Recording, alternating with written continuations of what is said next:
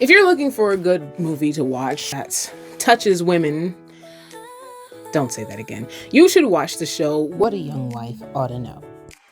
If you've never heard of that, well, then I'm here to tell you about it. A Young Wife Should Know is by playwright Hannah Moscovich, and she wrote the play in 2008. This play touches on love, sex, and fertility before birth control was a thing in 1920. They sterilize you. It's efficient. It's a novel turned play turned audio drama that's based off a book of letters written by women to one of UK's first reproductive health advocates. So, how did this play come about? Before we get started, I'd like to say trigger warning for all the things listed on screen.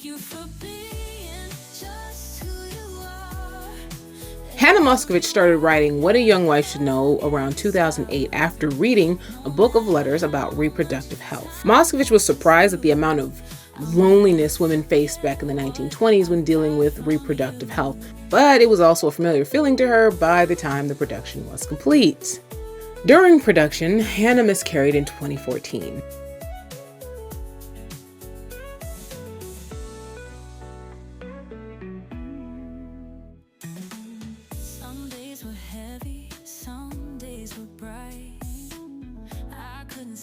Then was pregnant again when they started rehearsing the premiere production in 2015. At 14 weeks pregnant, in between rehearsals, she was also in and out of hospitals because of complications, difficulties with her pregnancy, and she almost miscarried again. That had to be scary. I know how terrifying and scary those kinds of issues can be, especially when you are all alone.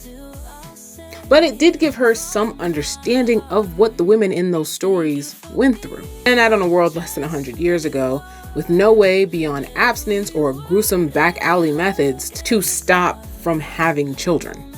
So how does that come across on stage? Well, actually it's tenderness tarnished by tragic outcomes.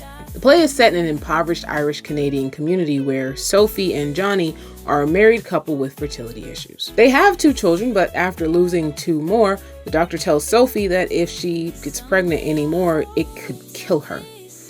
So we open up the play with Sophie in rags and blood-stained rags and a broken tin bucket of water. Foreshadowing. She's sad. You can feel the sense of loss hanging in the air. Then her older sister, Alma, Johnny's ex, glides on stage looking like a ghost of her and whispers in Sophie's ear. That kicks off the whole story. From there we go back in time and we see Sophie as she falls madly in love with and marries the stable hand Johnny. When Sophie inevitably becomes pregnant again, she faces a grim dilemma. And yeah, even after they told her not to get pregnant, she does get pregnant again. Why? Why? Why? But in a time when not only birth control wasn't available, but women didn't know much about their bodies, and we were also pretty much required to give our husbands what they wanted when they wanted it, though Johnny tried his best not to be like that. It's a hard thing to avoid. I think it's a good look at how far fertility and women's health has come, while also seeing that it hasn't come that far. The letters are all people, mostly women, asking her for birth control information because, of course, at the time, birth control was illegal. The play, could allow a look into if you even want to have kids, to be honest. And yeah, crazy enough, this was a play. And if you remember, I also mentioned an audio drama, but it was a play first, outside of the book, of course. It was then adapted into an audio drama with the same cast as the original play.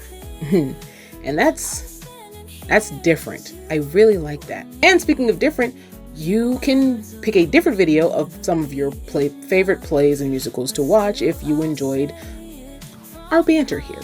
Or you can have a look at some of the other content I make on this channel. Don't forget to subscribe and share, and of course, yeah,